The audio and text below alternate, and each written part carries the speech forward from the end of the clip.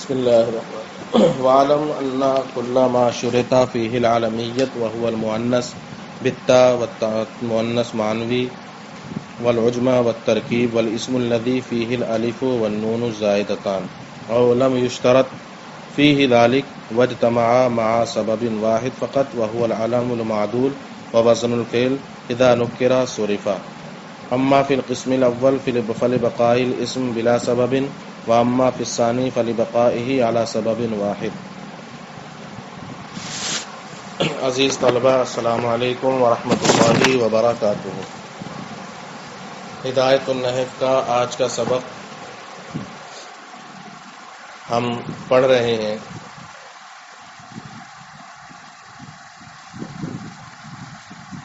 آپ نے غیر منصرف کے جو 9 اسباب ہیں ان کی تفصیل پڑھ لی ہے. اس تفصیل کو پڑھنے کے بعد ایک بات فائدے کے طور پر یہاں بیان کر رہے ہیں. آپ نے یہ پڑھا کہ کچھ چیزیں کچھ اسباب وہ ہیں ان 9 اسباب میں جن میں غیر منصرف ہونے کے لیے علمیت کا ہونا شرط ہے. یعنی وہ غیر منصرف کا سبب تبھی بنیں گے جب وہ علم ہو، یعنی علمیت پائی جائے. وہ کتنے ہیں؟ مؤنث ہے یعنی مؤنث بالتا ہو یا تانی سے مانوی ہو، عجمہ ہے، ترکیب ہے، اور وہ اسم جس میں الف نون زائد تان ہو.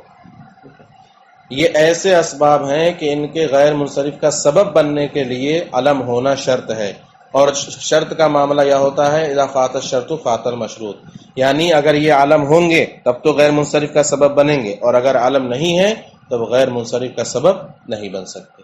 اور کچھ وہ اسما ہیں جن میں غیر منصرف علمیت ہونا شرط نہیں، جن میں غیر منصرف کا سبب بننے کے علمیت ہونا شرط نہیں ہے، جیسے عدل ہے، وزن فعل ہے، یہ سب چیزیں. تو اگر وہ اسباب جن میں غیر منصرف کا سبب بننے کے لیے علم ہونا شرط ہے، اگر اس کی علمیت زائل کر دی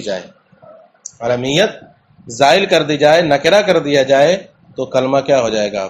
غیر منصرف ہو جائے گا کہ نہیں ہو جائے گا؟ کیوں؟ کیونکہ کلمہ اب بغیر کسی سبب کے رہ گیا.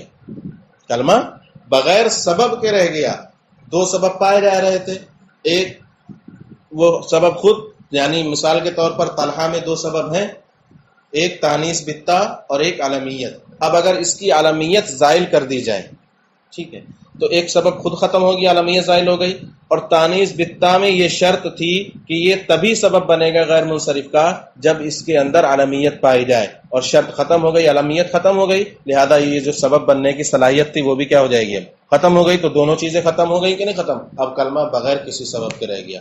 تو جن میں علمیت شرط ہے وہ کلمے بغیر کسی سبب کے رہ جائیں گے جب کلمے سے علمیت کو زائل کر دیا جائے، نکرہ کر دیا جائے. اور جہاں علمیت شرط نہیں ہے وہ کلمے، اس کلمے کو بھی نکرہ کر دیا جائے، وہ بھی غیر منصرف سے منصرف ہو جائے گا، کیونکہ وہاں کلمہ صرف ایک سبب پر رہ جائے گا، دوسرا سبب ہی نہیں پایا جائے گا. جیسے ظفر، عمر یہ عدل کی مثال ہے. عمر سے علمیت ختم کر دی جائے، اب اس کلمے میں صرف ایک سبب بچے گا، کیا؟ عدل. علمیت ختم ہو گئی، اب یہ کلمہ بھی کیا ہے؟ غیر منصرف نہیں ہو سکتا ہے. ملاؤ. ان کل ما شرط فیہ العالمیت، جان لو کہ ہر وہ سبب جس میں عالمیت ہونا شرط ہے، اور وہ کون سی ہے؟ تانیث بالتا، تانیث معنوی، عجمہ اور ترکیب، اور وہ اسم جس میں الف نون زائدتان ہو. او لم یشترط فی، یا اس میں علمیت شرط نہ ہو، وہ صرف ایک سبب کے ساتھ پایا جاتا ہو. او لم یشترط فی ذلک واجتمع مع سبب واحد فقط، اور ایک سبب کے ساتھ وہ جمع ہوتا ہو، وہو العلم المعدول، اور وہ کیا ہے؟ وہ علم جس میں عدل کیا گیا ہو، وزن فعل. اذا نکرہ، جب ان کو نکرہ کر دیا جائے، صرفا، یعنی ان کی علمیت کو زائل کر دیا جائے، تو یہ کلمے منصرف ہو جائیں گے. اما فی القسم الاول، پہلی قسم یعنی جس میں علمیت شرط ہے، فلبقاء الاسم بلا سبب، کیونکہ اسم بغیر سبب کے رہ جائے گا. تو پہلی قسم منصرف اس لیے ہوگی کہ اسم اب بغیر سبب کے رہ جائے گا. پہلی قسم سے مراد وہ اسباب جس میں علمیت شرط تھی. واما فی الثانی، اور رہی دوسری صورت، فلبقائہ علی سبب واحد، تو دوسری صورت میں وہ سبب ایک سبب پر ہی باقی رہ جائے گا، علمیت ختم ہو جائے گی.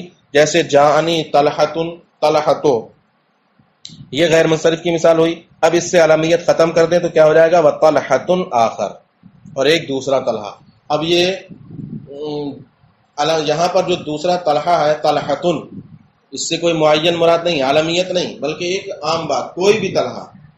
ایسے ہی قام عمر و عمر آخر، ایک غیر منصرف ہے پہلا والا، و عمر، اب اس کو عالمیت زائل کر دی گئی، کوئی بھی دوسرا عمر. و ضرب احمد و احمد آخر، یہ وزن فعل کی مثال ہو گئی. وکل ما لا ينصرف اذا اضيف او دخله اللام فدخله الكسرہ. اب یہاں سے ایک فائدہ اور بیان کر رہے ہیں کہ ہر غیر منصرف جب اس کی اضافت کر دی جائے، جب اس پر الف لام داخل ہو جائے تو اس پر کسرے کا داخل ہونا ممکن ہے. کہتے ہیں کہ ہر وہ اسم جو غیر منصرف ہو، جب اس کی اضافت کر دی جائے دوسرے اسم کی طرف یا اس پر الف لام داخل کر دیا جائے فدخلہ الکسرہ، تو اس پر کسرہ بھی داخل ہوگا. جیسے مررت باحمدکم وبالاحمد، میں تمہارے احمد کے پاس سے گزرا یا احمد کے پاس سے گزرا.